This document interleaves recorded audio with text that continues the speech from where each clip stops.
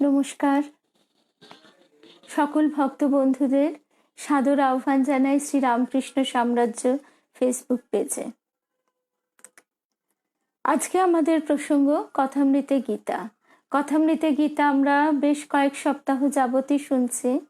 প্রথমেই দেখছি ভক্তবন্ধু রুদ্রাক্ষ, এবার আমরা আরো অন্যান্য ভক্ত বন্ধুদের একে একে পেয়ে যাব।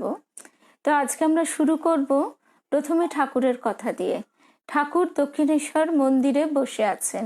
1884 সাল 2রা অক্টোবর।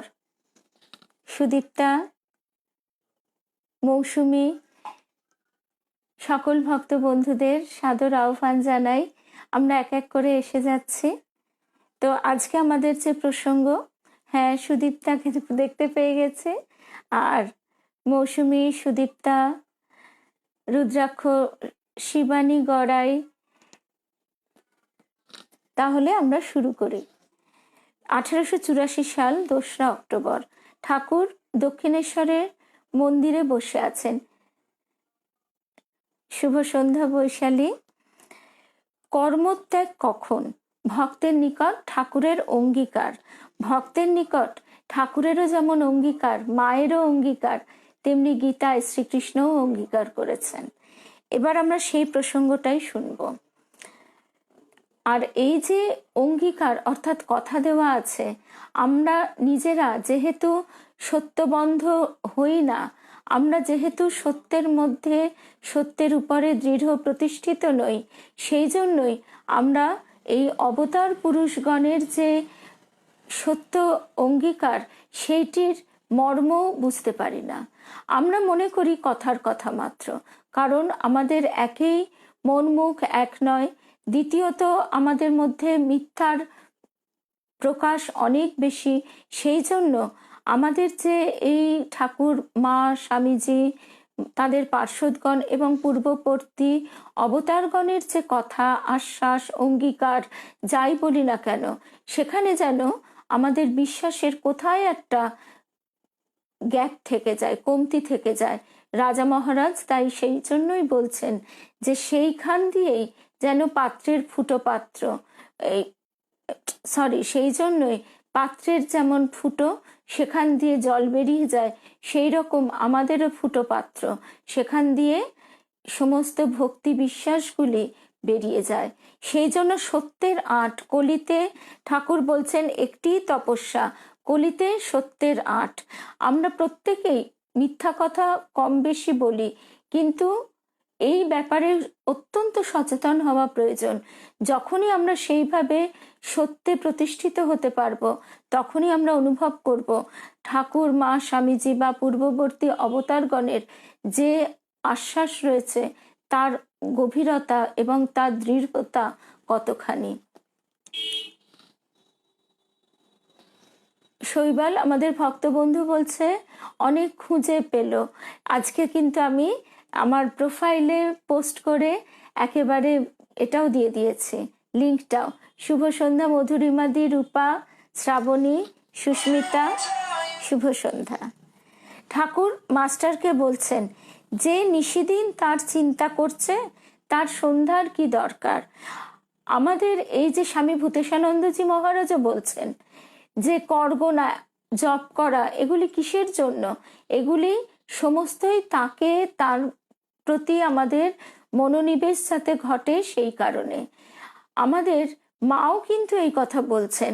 মাকে যখন এক ভক্ত এসে বলছেন যে মা, কর গুনতে যাই তো জপ ঠিক থাকে না, জপ ঠিক থাকে তো কর গুনতে পারি না, এ কি করব? তখন মা বলছেন, দেখো, কর গোনা, জপের সংখ্যা রাখা ইত্যাদি একসময় উঠে যাবে, তখন নিঃশ্বাসে প্রশ্বাসে জপ।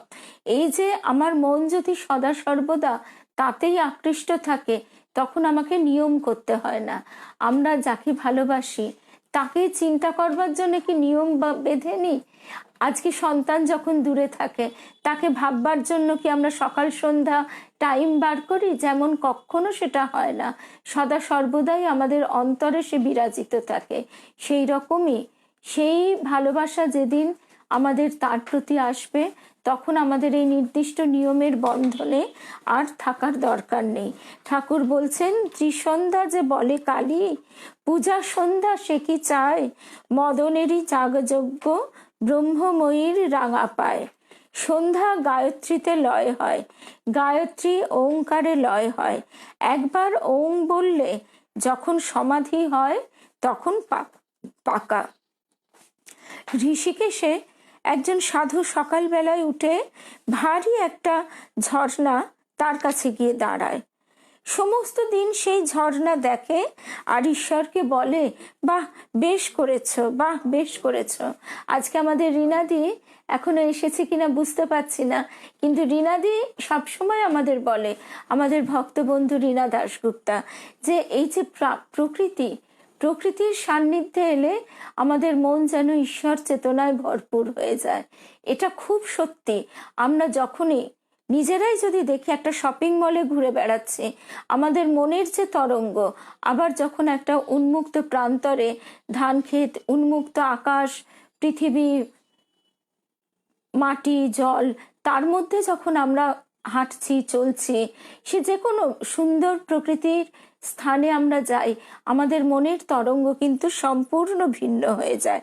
আমাদের মনে খুব স্বাভাবিকভাবেই এই যে কুটিলতা, সংকীর্ণতা ইত্যাদিগুলো কিন্তু আসে না। এই সাধু সমস্ত দিন ঝর্ণা দেখে আর ঈশ্বরকে বলে, বাহ বেশ করেছ, বেশ করেছ, কি আশ্চর্য। তার অন্য জপ তপ নাই। আবার রাত্রি হলে কুটিরে ফিরে যায়। তিনি নিরাকার কি সাকার, সেসব কথা ভাববারই বা কি দরকার। ঠাকুর বলছেন, নির্জনে গোপনে ব্যাকুল হয়ে কেঁদে কেঁদে তাকে বললেই হয়, হে ঈশ্বর, তুমি যে কেমন, তাই আমায় দেখা দাও। তিনি অন্তরে বাহিরে আছেন, অন্তরে তিনিই আছেন, তাই বেদে বলে তত্ত্বমসি, সেই তুমি, আর বাহিরেও তিনি।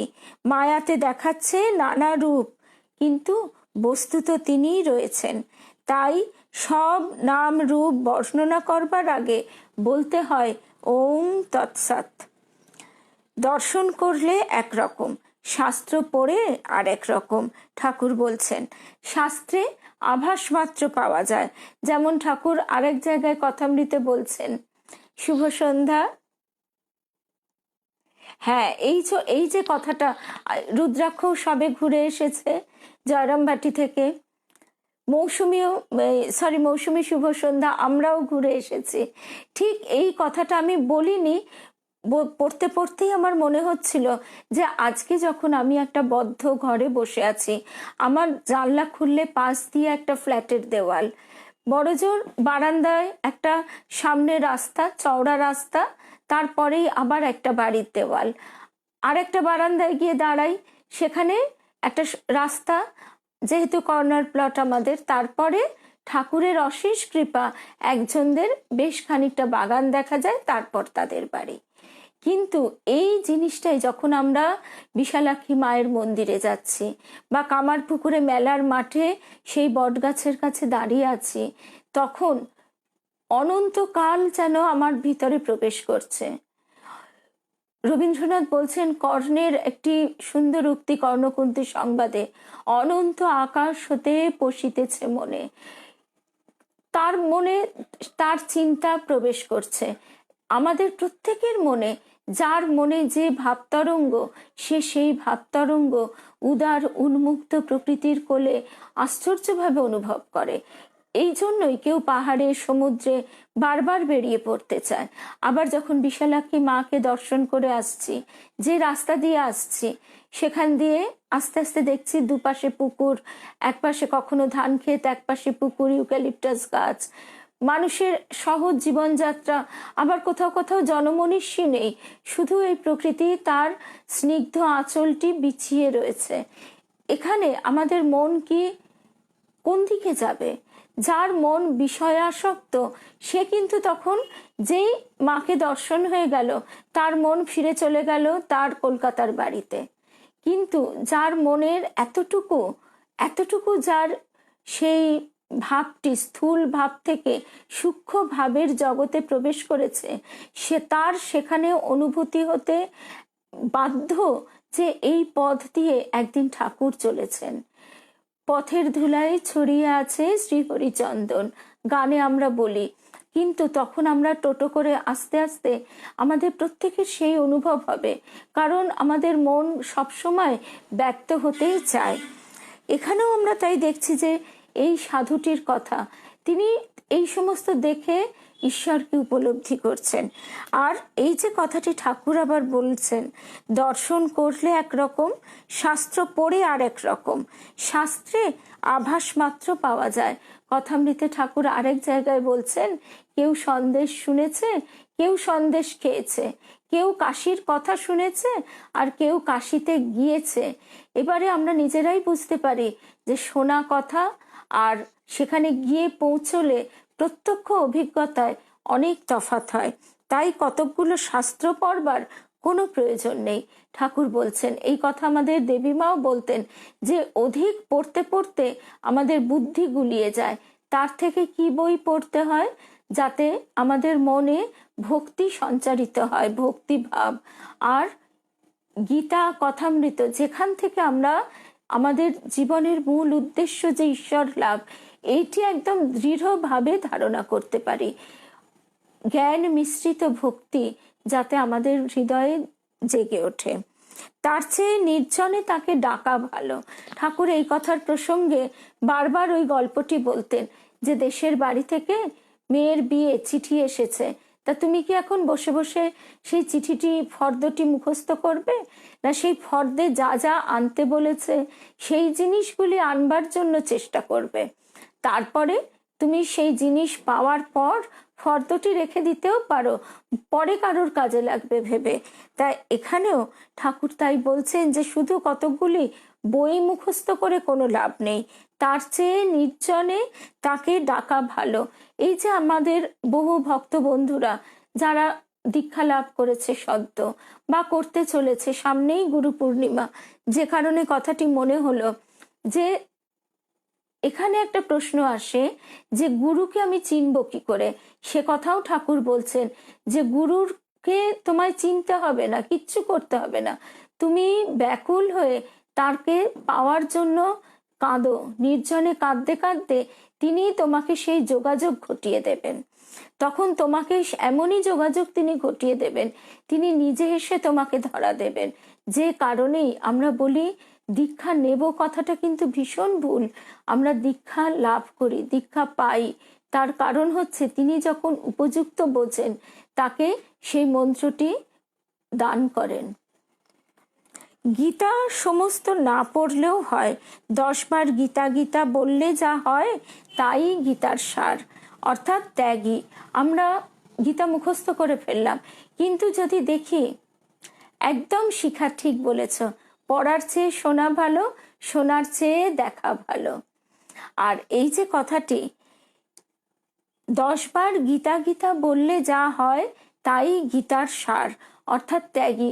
আমি গীতার সব মুখস্থ করে ফেললাম, আমি বলতেও লাগলাম, কিন্তু আমার মন যদি বিষয়াসক্ত হয়, আমার ভিতরে যদি ত্যাগ না জাগে, তাহলে কিন্তু সবই বৃথা হয়ে যায়। তাই ঠাকুর আবারও বলছেন, হে জীব, সব ত্যাগ করে ঈশ্বরের আরাধনা করো। এই তো গীতার সার কথা। তা সার কথা যেটা, সেইটি যেন আমরা নিতে পারি। হে জীব, সব ত্যাগ করে ঈশ্বরের আরাধনা করো, এই গীতার সার কথা। তারপরে সন্ন্যাস যোগে বলা হচ্ছে, জ্ঞেয় স নিত্যা সন্ন্যাসী ইয় ন দ্বেষ্টি না কাঙ্ক্ষতি, নির্দ্বন্দ্ব হি মহাবাহো সুখং বন্ধাত প্রমুচ্যতে। এর অর্থ হচ্ছে, হে মহাবাহো, যিনি কাউকে দেশ করেন না, কিছু ফলের আকাঙ্ক্ষাও করেন না, তাকে নিত্য সন্ন্যাসী বলে জানবে। কেননা রাগ, দেশ ইত্যাদি দ্বন্দ্বশূন্য শুদ্ধ চিত্ত পুরুষ অনায়াসে সংসার বন্ধন হতে মুক্তি লাভ করেন। জগদীশচন্দ্র ঘোষ মশাই তাই বলছেন, সংসার আশ্রম ছাড়িয়া সর্বকর্ম ত্যাগ করিলেই সন্ন্যাসী হয় না। কারণ আমাদের কথামৃতে ঠাকুর এই গল্পটা বারবার বলতেন, কৌপিন কা বাস্তে। সেই একটা কৌপিন, সেইখান থেকেই দেখা গেল সাধু ক্রমে একটা গ্রামেরই পত্তন করে ফেলল। অর্থাৎ যার ভিতরে ভোগ বাসনা রয়েছে তার একটার থেকে আরেকটা, আরেকটার থেকে আরেকটা, এই করতে করতে শত জালে সে জড়িয়ে পড়ে। কিন্তু ঠাকুর তাকে যেখানে রেখেছেন, ঈশ্বর তাকে যেখানে রেখেছেন, সেইখানে সে যদি পরিতৃপ্ত সন্তুষ্ট চিত্তে বাস করে তার মনের সমস্ত কিছু বাসনাগুলি ত্যাগ করতে পারে, তবেই সে যথার্থ সন্ন্যাসী। এবং নিষ্কামভাবে, নির্লিপ্তভাবে যিনি কর্ম করিতে পারেন তিনিই সন্ন্যাসী। অর্থাৎ তার ওই যে ঠাকুরের এই যে উপমাটি, বারবার আমরা প্রতিদিন কথাটি শুনছি, কিন্তু এবার শুধু শোনা নয়, নিজের জীবনে যখনই আমরা প্রয়োগ করতে যাব তখনই বুঝতে পারবো যে কাজটি কিন্তু সত্যিই সাধন সাপেক্ষ। কত বড় সাধনা যে পরের বাড়ির দাসীর মতো থাকা, সেখানে নির্লিপ্তির অভ্যাস, অথচ সেখানে প্রত্যেকটি কাজ সুষ্ঠুভাবে পুঙ্খানুপুঙ্খভাবে করে চলা, কিন্তু সেখানে আমিত্বের কোনো স্থান নেই। পরের বাড়ির দাসী কি করে? ঠাকুর বলছেন, সে বলে আমার গোপাল, আমার বাবু, আমার সোনা, তাকে খাওয়ায়, পড়ায়, নাওয়ায়, সব করে, তাকে যথেষ্ট ভালোবাসে, সবই করে, কিন্তু সে ভিতরে জানে যে যেদিন তাকে এখান থেকে চলে যেতে হবে, তাকে চলে যেতেই হবে। তার দেশের বাড়িতে সব আছে। তাই এই যে মন চলো নিজ নিকেতনে, এই কথাটা আমরা যেন কখনো ভুলে না যাই। এখানে আমরা শুধুমাত্র কর্তব্য নির্লিপ্তভাবে, নিষ্কামভাবে করে যেতে অভ্যাস করে যাব, করে যেতে চেষ্টা করব। এবার ঠাকুর দুজন সাধুর কথা বলছেন। আজ পঞ্চবটিতে 2টি সাধু অতিথি আসিয়াছেন। তাহারা গীতা, বেদান্ত এই সব অধ্যয়ন করেন। এইখানেই অবতার লীলার মাধুর্য বা মাহাত্ম্য, যাই বলি না কেন। যারা, যে সাধুরা সব কিছু ত্যাগ করে গীতা বেদান্ত অধ্যয়ন করছে তাকে পাবার জন্য, তিনি তাদের সঙ্গে এসে কৃপা করে কত কথা বলে যাচ্ছেন, অথচ তারা সেটি অনুধাবনই করতে পারছেন না। মধ্যাহ্নের সেবার পর ঠাকুরকে আসিয়া দর্শন করিতেছেন। তিনি ছোট খাটটিতে বসিয়া আছেন।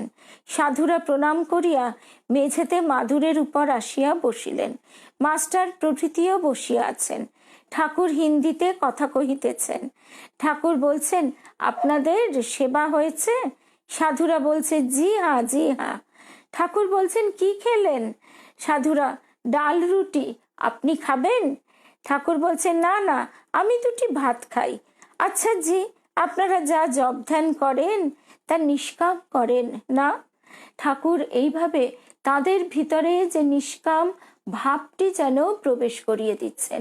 তারা তো জানেন না যে তিনি স্বয়ং পূর্ণ ব্রহ্ম নারায়ণ, যে তাদের আজকে কত সৌভাগ্য, যাকে খোঁজবার জন্য তারা সব ত্যাগ করে এসে শাস্ত্রপাঠ করছে, সেই তিনি তাদের সামনে বসে আছেন, তাদের সামনে তারা বসে আছেন, কিন্তু সেই উপলব্ধি বোধ তাদের নেই। এইটাই হচ্ছে মজার কথা। এবং ঠাকুরকে তারা জিজ্ঞেস করছেন, আপনি খাবেন? ঠাকুর বলছেন, না, আমি 2টি ভাত খাই। আচ্ছা জি, আপনারা যা জপ ধ্যান করেন তা নিষ্কাম করেন না? সাধু বলছেন, জি মহারাজ। ঠাকুর বলছেন, ওই আচ্ছা হ্যাঁ, আর ঈশ্বরে ফল সমর্পণ করতে হয়, তাই না? গীতাতে ওই রূপ আছে। তখন একজন সাধু অপর সাধুকে বলছে, ইয়াত করোসি यदस्नासि यज्जुहसि ददासि यत् तपस्सि कौन्तेय तत् कुरुस्व मदर्पणम। এই কথা একজন সাধু অপর সাধুকে বলছেন। ঠাকুর তখন বলছেন, তাকে 1 গুণ যা দেবে 100 গুণ তাই পাবে। ঠাকুরের লুকোচুরি খেলা, তাই তো? ঠাকুর শিবনাথ শাস্ত্রীকেও তো, শিবনাথ শাস্ত্রী যখন ঠাকুরের শরীর একদম অসুস্থ, প্রকট লীলার অন্তঃপর্যায়, সে অন্তর্লীলা চলছে, সেই সময় শিবনাথ শাস্ত্রী একদিন এসেছেন অসুখের খবর পেয়ে। ঠাকুর বলছেন, হ্যাঁ গা তুমি আসো না কেন? তখন বলছেন, আপনাকে এইসব লোকেরা অবতার বলে প্রচার করে, তা আমরা সাধারণ মানুষ আসতে সাহস পাই না, তা আমাদের দূরে থাকাই ভালো। তখন ঠাকুর বলছেন, তা তুমি কি বলো? তখন শিবনাথ শাস্ত্রী চুপ করে আছেন। ঠাকুর তখন খলখল করে হেসে বলছেন, যে দেহে এত রোগ ব্যাধি, গলায় ক্ষত, সরাসরা বাজছে যাচ্ছে, তাকে কিনা বলে অবতার, বলে হাসছেন। আর শিবনাথ শাস্ত্রী চুপ করে বসে আছেন। ঠিক যেমনটি আমরা বারবার ওই গিরিশ ঘোষ মশাইয়ের কথা প্রসঙ্গে কালী মামাকে মায়ের কাছে ঠেলে পাঠাচ্ছেন গিরিশ ঘোষ মশাই, যে এখন দিদি থাকতে থাকতে, মা থাকতে থাকতে মায়ের কৃপা লাভ করো, কিন্তু কালী মামা তাকে সহদরা ভাই বোন বলেই জানেন, এবং মা নিজেকে কিছুতেই প্রকাশ করলেন না। মা কিছুতেই নিজেকে প্রকাশ করলেন না। মা বললেন, ও কি রে কালী, তোর আজ কি হলো? আমি তো তোর সেই দিদি রে। তখন কালী মামাও নিশ্চিন্ত হলেন। তিনি ভাবলেন এসব কলকাতার লোকেদের হুজুগ। তো কালী মামা ফিরে আসার পর গিরিশ ঘোষ মশাই আবারও ঠেললেন, তবু কিন্তু কালী মামার খুব একটা পছন্দ হলো না। সে তার নিজের ভাবেই কিন্তু রয়েছে, এবং মাও কিন্তু ধরা দিলেন না। রিনাদি, তোমার কথা একটু আগেই হচ্ছিল যে একজন সাধুর কথা প্রসঙ্গে ঠাকুর সেই সাধুর কথা বলেছেন। সেই সাধু কি করেন, তিনি ঠাকুর প্রথমে ওই গানটা শোনাচ্ছেন, ত্রিসন্ধ্যা যে বলে কালী, পূজা সন্ধ্যা সে কি চায়, মদনেরই যাগযজ্ঞ ব্রহ্মময়ীর রাঙা পায়। তো সেই সাধু কিরকম, সে সমস্ত দিন ঝর্ণা দেখে। ঋষিকেশের সাধু সকালবেলায় যায় ঘুম থেকে উঠে, আর সেই ঝর্ণা দেখে আর মুগ্ধ বিস্ময়ে বলে, বাহ বাহ, বেশ করেছো বেশ করেছো, কি আশ্চর্য। তার আর অন্য জপ তপ নেই, আবার রাত্রি হলে কুটিরে ফিরে যায়। তা ঠাকুর বলছেন, যে সর্বত্র তাকে অনুভব করে, সে আবার নিয়ম করে সময় বেঁধে তাকে কি ডাকবে? তাই তো, যেমন ভাব তেমন লাভ। তারপরে ঠাকুর বলছেন, এই কথাটি বিশেষভাবে আমাদের কাছে গুরুত্বপূর্ণ। তাকে এক গুণ যা দেবে, সহস্র গুণ তাই পাবে। তাই সব কাজ করে জলের গণ্ডূষ অর্পণ, কৃষ্ণে ফল সমর্পণ। যুধিষ্ঠির যখন সব পাপ কৃষ্ণকে অর্পণ করতে যাচ্ছিল, তখন একজন ভীম সাবধান করলে, অমন কর্ম করো না, কৃষ্ণকে যা অর্পণ করবে সহস্র গুণ তাই হবে। আমরা মানুষকে যত ভালোবাসা দেব, যত সেবা দেব, আমরা সেটা সহস্র গুণে ফিরে পাবো, কিন্তু এটা আমরা বিশ্বাস করি না। ওই যে আজকে আমরা প্রথম প্রসঙ্গই শুরু করেছিলাম, ভক্তের নিকট ঠাকুরের অঙ্গীকার। ঠাকুর, মা, স্বামীজি, পূর্ববর্তী অবতারগণ আমাদের কাছে যে অঙ্গীকার করেছেন, আমরা যেহেতু সত্যে দৃঢ় প্রতিষ্ঠিত নই, সেই জন্য তাদের অঙ্গীকারের, তাদের আশ্বাসের সেই মর্ম আমরা বুঝতে পারি না। কারণ আমাদের অধিকাংশ কথাই মন মুখ এক করে নয়, কথার কথা মাত্র। কিন্তু তাদের যে আশ্বাস বাণী, সেই আশ্বাস বাণী কতখানি সত্য। ঠাকুর আবার বলছেন, আচ্ছা জি, ওই সাধুদের নিষ্কাম হতে হয়, সব কামনা ত্যাগ করতে হয়। সাধু তখন বলছেন, জি হ্যাঁ জি হ্যাঁ। অর্থাৎ এই যে ভাবটি, ঠাকুর পূর্ণ ব্রহ্ম নারায়ণ, তিনি এরা কি, এই দুই সাধু তারা চেষ্টা করে যাচ্ছেন শাস্ত্র অধ্যয়ন, গীতা, বেদান্ত পড়ার মধ্যে দিয়ে সংসারের সমস্ত সুখ ভোগ ত্যাগ করে কি করে তারা ঈশ্বর লাভ করবে। স্বয়ং পূর্ণ ব্রহ্ম নারায়ণ তিনি সামনে বসে তাদেরকে কতভাবে শক্তি প্রবেশ করাচ্ছেন, যেটা তারা অনুভবও করতে পারছে না। ঠাকুর বলছেন, আচ্ছা জি, নিষ্কাম হতে হয়, সব কামনা ত্যাগ করতে হয়। সাধুরা তখন বলছেন, জি হ্যাঁ জি হ্যাঁ। শ্রীরামকৃষ্ণ বলছেন, আমার কিন্তু ভক্তি কামনা আছে। ঠাকুরের এই কথাগুলি আমাদের বুঝতে হবে, যে এই কথার মধ্যে দিয়ে কেন এই কথাটা বলা হয়, দেখার চেয়ে পড়ার চেয়ে শোনা ভালো। কেন বলা হয়? এই কারণেই বলা হয় শব্দ ব্রহ্ম। এতদিন তো তারা গীতা বেদান্ত পড়ে আসছিলেন, এইবার স্বয়ং ঈশ্বর তাদের মধ্যে শব্দ ব্রহ্ম রূপে কানের ভিতর দিয়া একদম মর্মে প্রবেশ করছেন। ঠাকুর বলছেন আমার কিন্তু ভক্তি কামনা আছে, অর্থাৎ তাদের ভিতরে সেই ভক্তি ভাবটি তিনি প্রবেশ করিয়ে দিচ্ছেন। ও মন্দ নয়, বরং ভালোই হয়। তাই তো মহামায়া না চেনালে কে চিনবে? এ এক আশ্চর্য লীলা। সেই জন্য আজকে আমাদের বারবার মনে হয় যে আমরা কতখানি সৌভাগ্যবান, যে আজকে আমাদের সেই সংশয়ের জায়গায় আমরা পেরিয়ে এসেছি। ও মন্দ নয়, ঠাকুর বলছেন বরং ভালোই হয়। মিষ্ট খারাপ জিনিস, অম্ল হয়, কিন্তু মিছরিতে বরং উপকার হয়। কেমন? সাধু মহারাজ তারা আবার বলছেন জি হ্যাঁ, জি হ্যাঁ, জি মহারাজ। শ্রীরামকৃষ্ণ আবার জিজ্ঞাসা করছেন, আচ্ছা জি, বেদান্ত সে কেমন? সাধু তখন বলছেন বেদান্ত মে খট শাস্ত্র হ্যায়, অর্থাৎ স্বরদর্শন। ঠাকুর বলছেন কিন্তু বেদান্তের সার, বেদান্তের সার ব্রহ্ম সত্য, জগৎ মিথ্যা। আমি আলাদা কিছু নেই, আমি সেই ব্রহ্ম। কেমন? সাধু তখন মাথা নেড়ে নেড়ে বলছেন জি হ্যাঁ, জি হ্যাঁ। ঠাকুর বলছেন কিন্তু যারা সংসারে আছে আর যাদের দেহ বুদ্ধি আছে তাদের সোহম এ ভাবটি ভালো নয়। ঠাকুর অন্য জায়গায় আমাদের গল্পটা বলছেন যে রাজা যদি প্রজাকে ডেকে পাশে বসিয়ে বলে ওরে তুই যে আমিও সে, তাহলে সেটা শোভা পায়।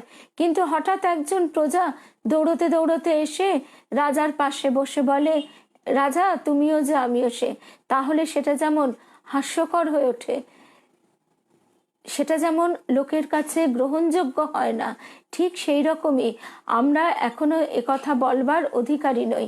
তবে এটি অবস্থাটি আমাদের জানা রইল, এটি আমাদের লাভ করতে হবে।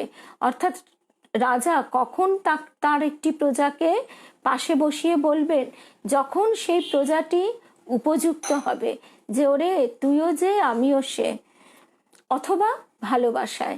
সুতরাং ঈশ্বর তিনি ভালোবেসে যদি আমাদের সেই অবস্থা, সেই উপলব্ধি এনে দেন, তিনি বালক স্বভাব, তার কৃপায় হঠাৎ দেখা যায় যে একজন মানুষ বিনা সাধন ভজনে তার সেই উপলব্ধি হয়ে গেল।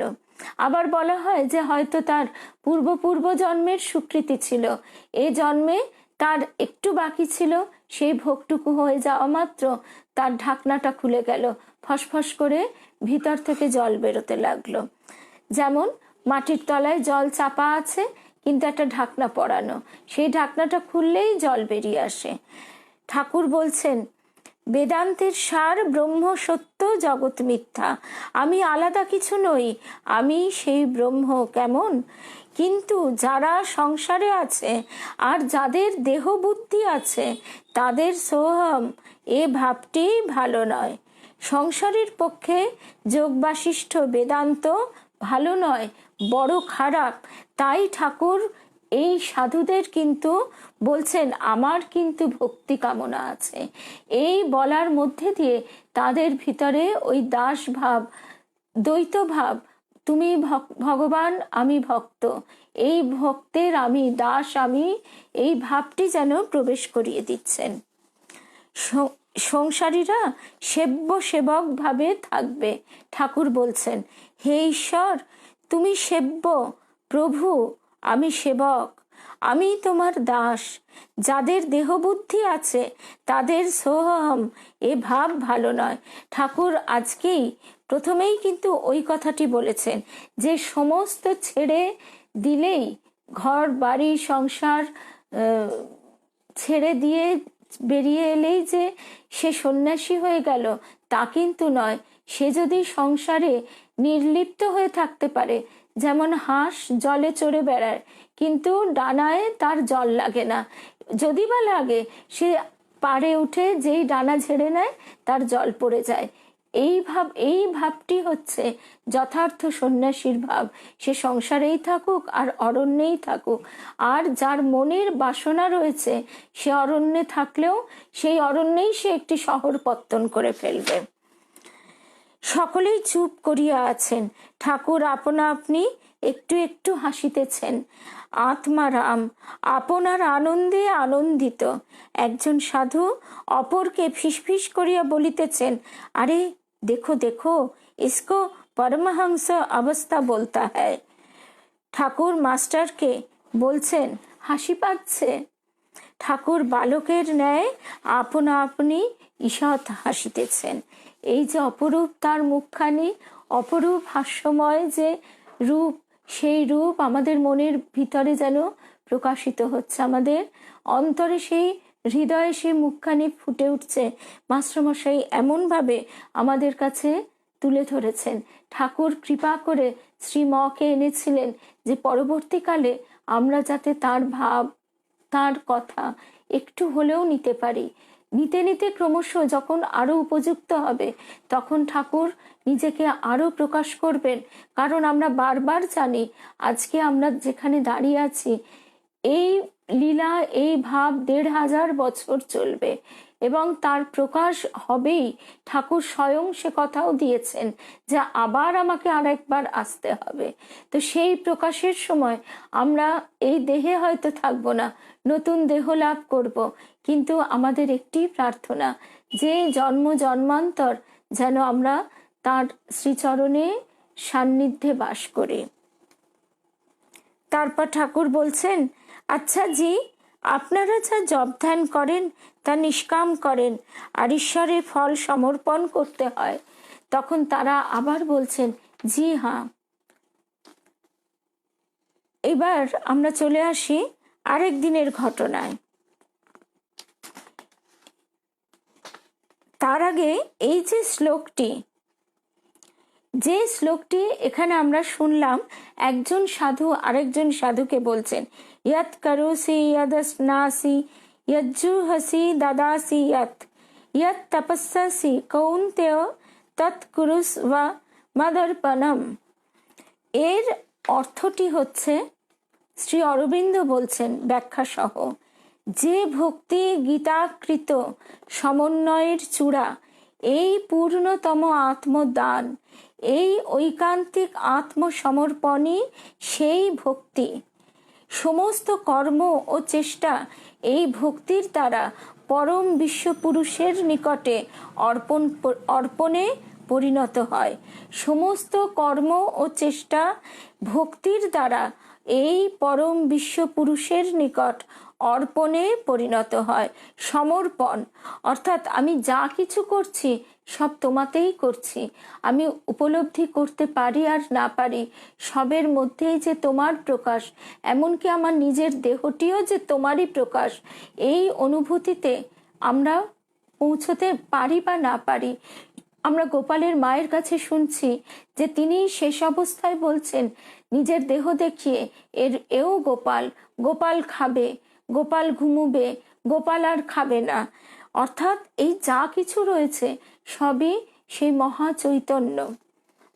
এই রূপে জীবনের ক্ষুদ্রতম, শ্রী অরবিন্দ বলছেন, এই রূপে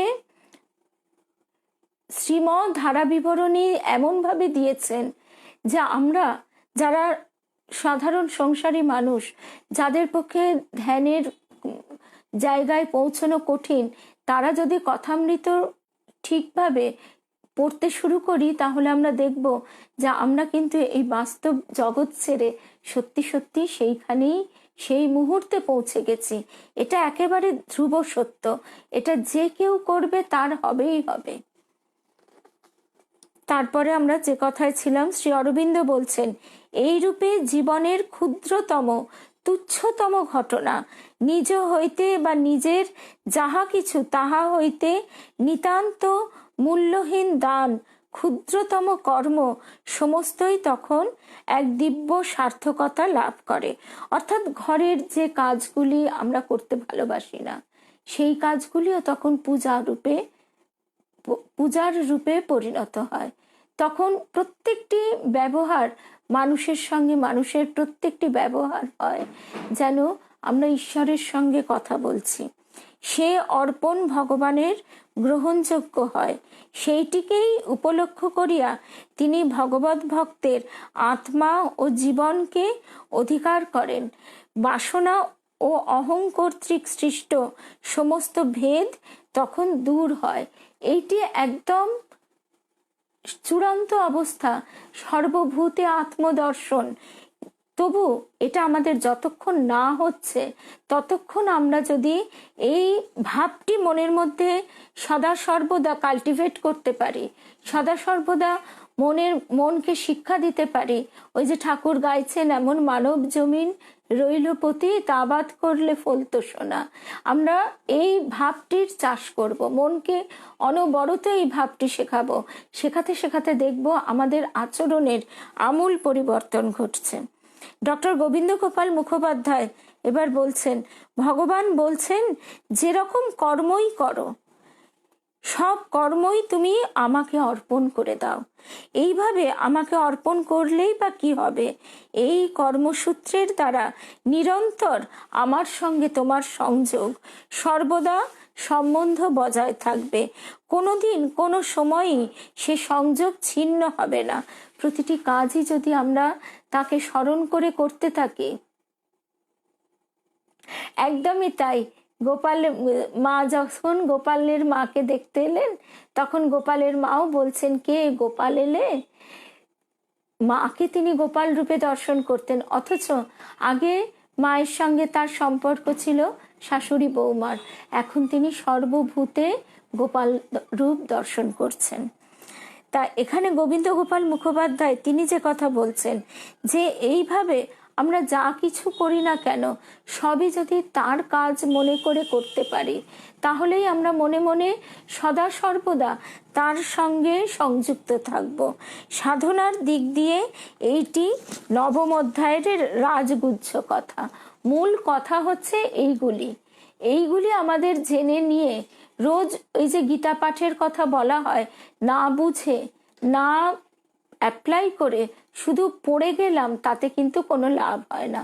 আর একটা জিনিসে তো কোনো লাভই হয় না, মৃতদেহের উপর একটা ছোট্ট গীতা রেখে দিলে আর সেটা হাওয়ায় ফরফর করে উঠছে, তারপর আবার যখন পারলৌকিক ক্রিয়াকর্মাদি হয় এইটুকু, তাতে কি লেখা আছে আদৌ পড়া যায় না, সেগুলি আবার সকলকে দেওয়া হয়, তাতে ভুল ছাপা, ভুল সবকিছু।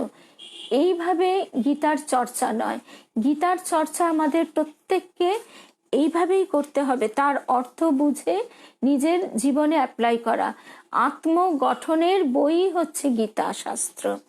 স্বামী রঙ্গনাথানন্দজি মহারাজ বলছেন, কি ভাবোদ্যোতক আবেদন। স্বামী রঙ্গনাথানন্দজি মহারাজ বলছেন, কি ভাবোদ্যোতক আবেদন। যথার্থ ধর্ম এবং পূজা এতই সহজ, তাতে সমগ্র জীবন ঈশ্বরের পাদ পদ্মে এক পবিত্র নৈবেদ্য হয়ে উঠতে পারে। নৈবেদ্য মানে কতগুলি ফল মিষ্টি দিয়ে থালায় সাজিয়ে দিলাম, তারপর নিজেরা খেয়ে ফেললাম, তা কিন্তু নয়। স্বামী রঙ্গনাথানন্দজি মহারাজ তাই বলছেন, সমগ্র জীবন ঈশ্বরের পাদ পদ্মে এক পবিত্র নৈবেদ্য হয়ে উঠতে পারে এইভাবেই। এই হচ্ছে যথার্থ ধর্ম। এবং পূজা এতই সহজ, পূজার জন্য ষোড়শোপচার লাগে না। আমাদের গুরুদেব তাই বারবার বলতেন যে বাইরের পুষ্প দ্বারা অনেক তো পূজা হলো, এবার নিজের হৃদয়কে পুষ্প করো, নিজেকে তুমি পুষ্প রূপে তার শ্রীচরণে নিবেদন করো। আমরা কি বলি যে কীটোদ্দষ্ট ফুল আমরা তার চরণে নিবেদন করব না, ফুলে যেন কাদা মাটি লেগে না থাকে, ফুলটি যেন পিঁপড়ে না চলে, এইভাবে সুন্দর বাছাই করে আমরা নিবেদন করি। তাহলে আমরা নিজেদের যখন সেইভাবে চিন্তা করে তার শ্রীচরণে নিবেদন করব, নিজেদের কতখানি উপযুক্ত হতে হবে। আর গুরুদেব বারবার বলতেন, ভক্তি চন্দন মিশিয়ে নিজেই পুষ্পরূপে তার শ্রীচরণে নিবেদিত হও। আমরা সর্বদা তার ভিতরেই থাকতে পারি, আবার তিনিও আমাদের মধ্যেই থাকবেন, বলছেন স্বামী রঙ্গনাথানন্দজি মহারাজ। ভগবানের সঙ্গে যুক্ত হওয়ার এই সহজ পথটি আমরা অবলম্বন করতে পারি ভক্তির এই যথার্থ প্রকৃতি বুঝতে পারলে।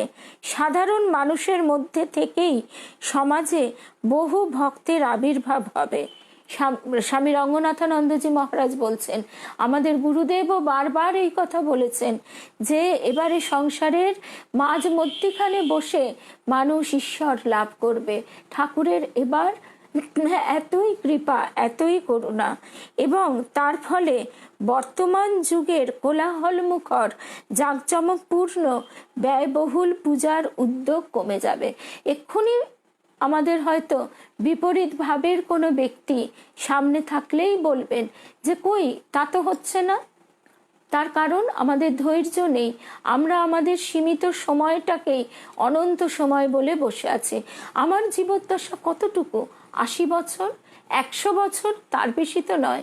তার মধ্যেই কি হলো আর কি হলো না নিয়ে আমরা অহংকারে প্রমত্ত। সেই জন্যই ঠাকুরের এই কথাটি গুরুদেব বারবার বলতেন, ঈশ্বরীয় কার্য ধীর গতিতে, মন্থর গতিতে হয়, কিন্তু যা হয় একেবারে ছাপ রেখে যায়। আজকে আমরা যদি ঠাকুরের সময় থেকে এখনকার সময় দেখি, তাহলে ভালোর পরিবর্তন কতটা সেটাও দেখতে পাবো, খারাপটাও নিশ্চয়ই আছে, সেটাও অস্বীকার করবার নয়। কিন্তু সেই পরিবর্তনের সময় আমাদের গুরুদেবের বলা উপমাটি আগেও বলেছি, আবারও বলছি, যে একটি এদো জায়গা, সেখানে পরবর্তীকালে একটি অপূর্ব সুন্দর অট্টালিকা প্রস্তুত হবে বাগান সহ। সেটা কি করে একজন অনভিজ্ঞ মানুষ বুঝতে পারবে? কারণ যখন সেটা তৈরি হবে তখন ধুলো, বালি, কোলাহল, নানা রকম শব্দ, ইট, কাঠ, পাথর, বিশৃঙ্খল একটা অবস্থা, সেটা দেখে সে কি করে অনুধাবন করবে? সেটি অনুধাবন করবার জন্য দূরদৃষ্টি প্রয়োজন। দূরদৃষ্টি অর্থে সাধু দৃষ্টি, সাধকদের যে দূরদৃষ্টি। আজকে আমাদের সেটা নেই বলে আমরা অহংকারে প্রমত্ত হয়ে সব কথা উড়িয়ে দিই। স্বামীজি বলছেন, মা বেটি আমাকে আগামী 500 বছর দেখাচ্ছে। স্বামীজির স্বামী শিষ্য সংবাদের কথাগুলি আজকে একেবারে প্রতিফলিত হয়ে উঠছে। যাদের স্বামীজি বলছেন এতদিন নিচে ফেলে এসেছিস, এবার তারাই তোদের ওপর দিয়ে যাবে। উদাহরণের প্রয়োজন নেই। আমরা প্রত্যেকেই বর্তমানের দিকে তাকিয়ে এইগুলি সবাই জানি, সবাই বুঝতে পারি। তো সেই জন্যই আজকে আমাদের তাদের কথাগুলি মন প্রাণ দিয়ে গ্রহণ করতে হবে। এবং স্বামী রঙ্গনাথানন্দজি মহারাজ যে কথাটি বলছেন যে বর্তমান যুগের কোলাহল মুখর জাঁকজমকপূর্ণ ব্যয়বহুল পূজার উদ্যোগ কমে যাবে, অর্থাৎ সেই আন্তরিক ভালোবাসার যে পূজা, সেইটি এখন আমরা ক্রমশ দেখতে পাবো প্রতি ঘরে ঘরে। ঠাকুর বলতেন যে রজগুণী তার রুদ্রাক্ষের মধ্যে মধ্যে আবার একটা করে সোনার মটর দানা, সোনা দিয়ে রুদ্রাক্ষের হাঁসটি বাঁধানো, তার একাদশী কুমড়োর ছক্কা আর লুচি খেয়ে তার ষোড়শোপচারে পূজার আয়োজন। আর সত্যগুণী ভক্ত, তাকে দেখে লোকে ভাবছে সে বুঝি ঘুমাচ্ছে, কিন্তু সে ঈশ্বরের নাম করছে। তার হয়তো ঠাকুরকে সে বিশেষ দিনে একটু পায়েসান্ন রান্না করে নিবেদন করলো। অর্থাৎ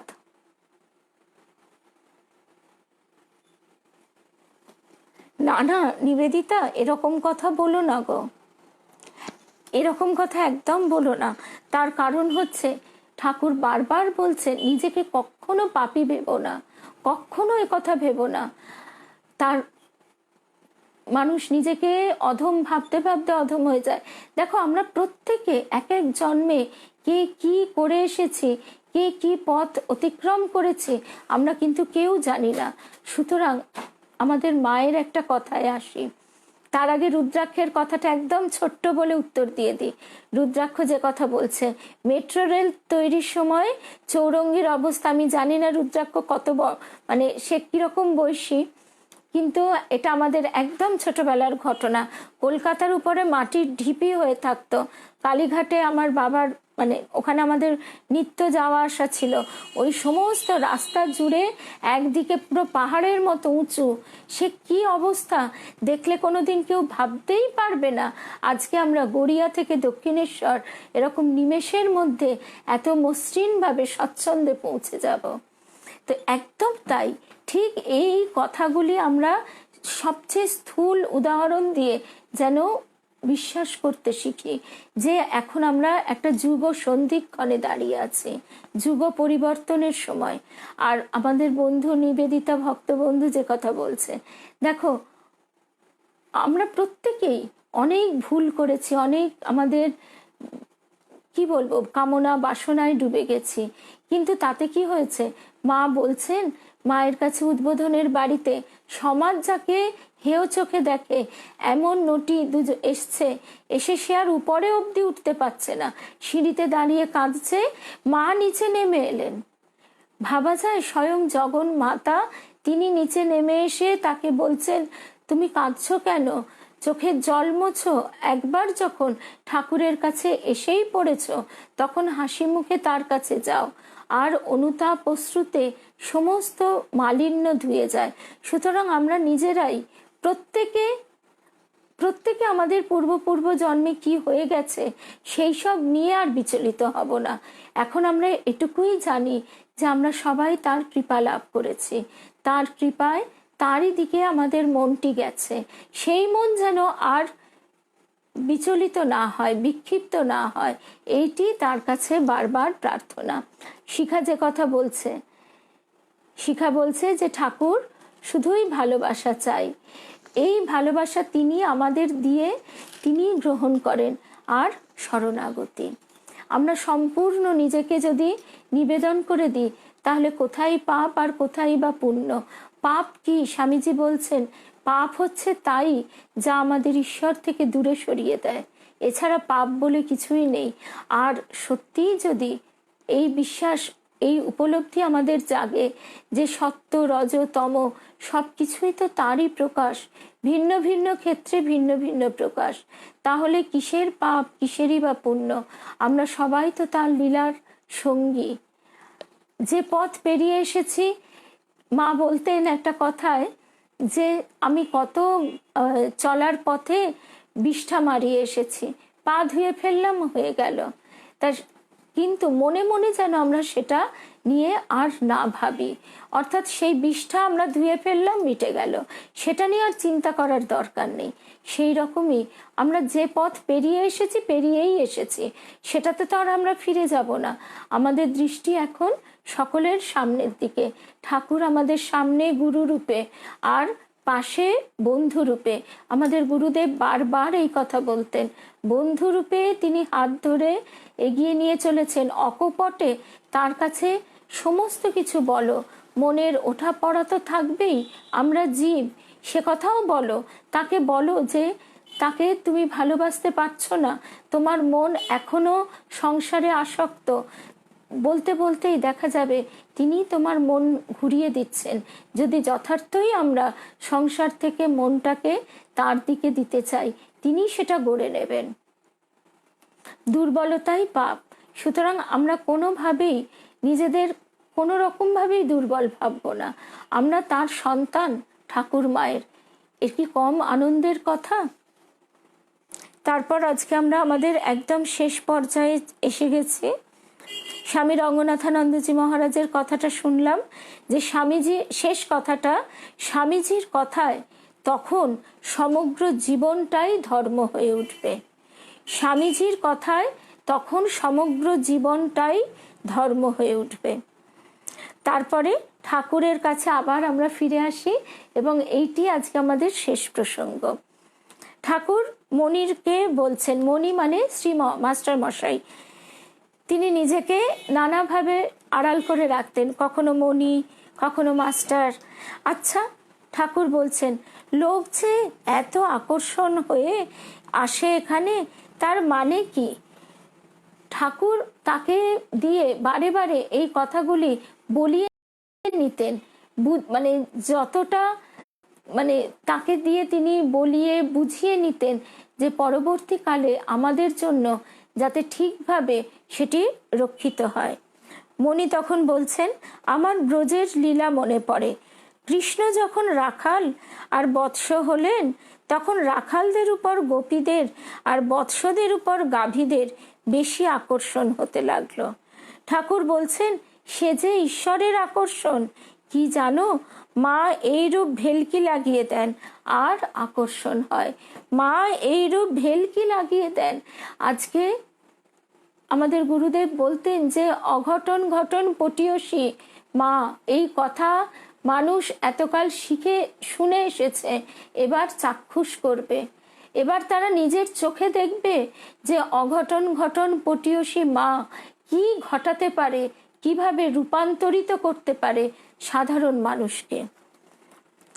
আচ্ছা, কেশব সেনের কাছে যত লোক যেত, ঠাকুর আবার বলছেন কিভাবে ঠাকুর নিজেকে একটু একটু করে আমাদের উপযুক্ত করে প্রকাশিত করছেন। আচ্ছা, কেশব সেনের কাছে যত লোক যেত, এখানে তো তত আসে না। আর কেশব সেনকে কত লোক গণে মানে, বিলাতে পর্যন্ত জানে কুইন কেশবের সঙ্গে কথা কয়েছে। কেশব সেনের বক্তৃতা রানী ভিক্টোরিয়া নিজে দেখতে শুনতে আসতেন, লেকচার শুনতে। গীতায় তো বলেছে, যাকে অনেকে গণে মানে সেখানে ঈশ্বরের শক্তি। এখানে তো অত হয় না। ঠাকুর কেমন করে করে আমাদের বোঝাচ্ছেন।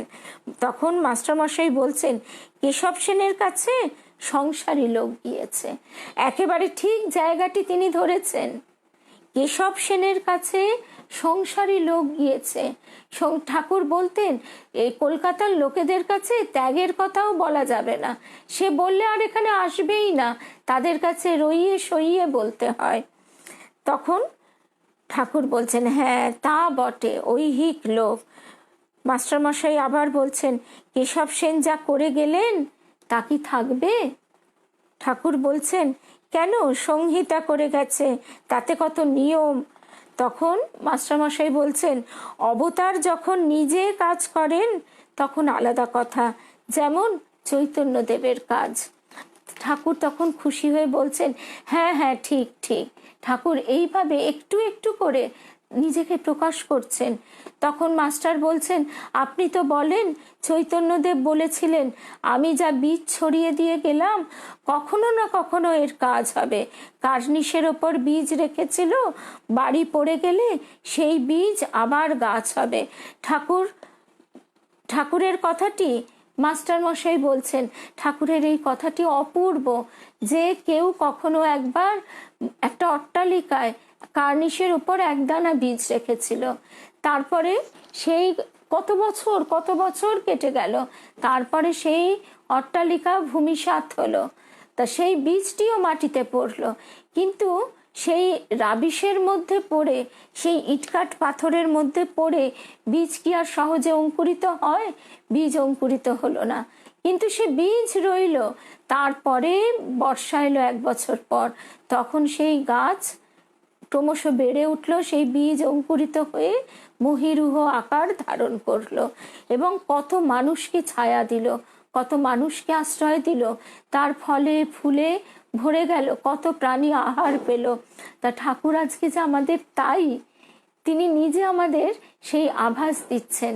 আর কি অপূর্ব কথা ঠাকুরের, যে তার মানে আমরা যে বীজ মন্ত্রটি পাই, সেই বীজের কত শক্তি আমরা বুঝি আর নাই বুঝি। যেহেতু আমাদের স্থূল যে জিনিসটা আমরা জানি, যে একটা পোস্তদানার মতন সূক্ষ্ম জিনিস থেকে একটা বিশাল বটগাছ হতে পারে, সেটা আমরা জানি বলে আমরা বেশ বিশ্বাস করি। কিন্তু ওই যে আমাদের বিশ্বাসের কমতি আছে, এই বীজ মন্ত্র, এই বীজ থেকেই কালে ঈশ্বর লাভ হয়। মা বারবার কথা আমাদের বলেছেন। সুতরাং বীজ মন্ত্রকে আমাদের সেই ভালোবাসা দিয়ে, ভক্তি দিয়ে আগলে রাখতে হবে। তারপরে ঠাকুর আবার বলছেন, আচ্ছা শিবনাথরা যে সমাজ করেছে তাতেও অনেক লোক যায়। তখন মাস্টার বলছেন, আজ্ঞা তেমনি লোক যায়। ঠাকুর তখন হাসতে হাসতে বলছেন, হ্যাঁ সংসারী লোক সব যায়, যারা ঈশ্বরের জন্য ব্যাকুল, কামিনী কাঞ্চন ত্যাগ করতে চেষ্টা করছে, এমন সব লোক কম যায় বটে। তখন মাস্টার বলছেন, এখান থেকে একটা স্রোত যদি বয় তাহলে বেশ হয়, সে স্রোতের টানেতে সব ভেসে যাবে। ঠাকুর আর মাস্টারের কি অপূর্ব কথা। আজকে আমরা দেখছি স্রোত কি একেবারে জোয়ার, এখান থেকে যা হবে সে তো আর একঘেয়ে হবে না। না হলে আমাদের ভক্ত বন্ধুর কথা আমরা গতকালই বলছিলাম, সে না হলে বলতে পারে। তার আমাদের সেই ভক্ত বন্ধুর বাবা ছিলেন স্বামী ভূতেশানন্দজি মহারাজের দীক্ষিত আশ্রিত। সেই ভক্ত বন্ধুটি, সেই মেয়েটি, সে বৌদ্ধ মতে দীক্ষা লাভ করেছে এবং সে বলছে যে আজকে গৌতম বুদ্ধ আমাকে ঠাকুরকে চেনাচ্ছে, মাকে চেনাচ্ছে। সে সেই 2500 বছরের পুরনো বোধিবৃক্ষের তলায় জপ ধ্যান করছে। তার এই যে উপলব্ধি কোথা থেকে অঙ্কুরিত হলো। ঠাকুর তাই বলছে, এই মাস্টার তাই বলছেন, এখান থেকে যা হবে সে তো আর একঘেয়ে হবে না। ঠাকুর কারোর ভাব ভঙ্গ করতেন না। যে কালীকে ভালোবাসে কালী, যে শিবকে শিব, যে কৃষ্ণকে কৃষ্ণ। আমাদের গুরুদেব বলতেন যে তোমরা যার যে ইষ্ট রূপ ভালো লাগে সেই রূপ নিয়ে চলো, চলতে চলতে শেষে দেখবে সব সেই শ্রীরামকৃষ্ণের লয় হয়েছে। আবার যে শ্রীরামকৃষ্ণকে বুকে নিয়ে চলবে, চলতে চলতে দেখবে তিনি সব রূপ ধারণ করেছেন। ঠাকুর হাসতে হাসতে বলছেন, আমি যার যা ভাব তার সেই ভাব রক্ষা করি। বৈষ্ণবকে বৈষ্ণবের ভাবটি রাখতে বলি, শাক্তকে শাক্তের ভাব। তবে বলি, একথা বলো না আমারই পথ সত্য আর সব মিথ্যা ভুল। নানা পথ দিয়ে এক জায়গায় যাচ্ছে। নিজের নিজের ভাব রক্ষা করে আন্তরিক তাকে ডাকলে ভগবান লাভ হবে। সুতরাং আজকে আমরা ঠাকুরের এই কথাটি দিয়েই শেষ করছি যে নিজের নিজের ভাব রক্ষা করে আন্তরিক তাকে ডাকলে ভগবান লাভ হবে। গীতাতেও একথা বলা হয়েছে। আবার ঠাকুর আমাদের একেবারে আমাদের যেন ধরাছোঁয়ার মধ্যে এসে এই কথা আমাদের শোনাচ্ছেন। সুতরাং আমরা নির্ভয়ে নিশ্চিন্তে এগিয়ে চলব। আমরা গতকালই শুনছিলাম স্বামী সৎপ্রকাশানন্দজি মহারাজ, তার কথায় তিনি বলছেন যে আমার কোনো কিছুতেই ভয় নেই। তার কারণ আমি জানি আমার গুরু আমাকে রক্ষা করবে। যেদিন আমাদের এই বিশ্বাস দৃঢ় হবে যে ঠাকুর তুমি যখন আমাকে ধরেছ, আমার আর পড়ে যাবার তো কোনো ভয়ই নেই। বাপ যদি ছেলের হাত ধরে, ছেলে পড়ে না। বাপ ছেলের হাঁচট খেলেও ঠিক ধরে টেনে তুলে দাঁড় করিয়ে দেয়। আজকে আমরা তার কৃপা পেয়েছি। সুতরাং আমরা কখনোই হতাশ, বিষাদগ্রস্ত, ভীত হব না। তাহলে আজকে আমরা এখানেই শেষ করছি। জয় রাম কৃষ্ণ, জয় রাম কৃষ্ণ, জয় রাম কৃষ্ণ। সকল ভক্ত বন্ধুদের প্রণাম, শুভেচ্ছা, ভালোবাসা জানাই। জয় রাম কৃষ্ণ।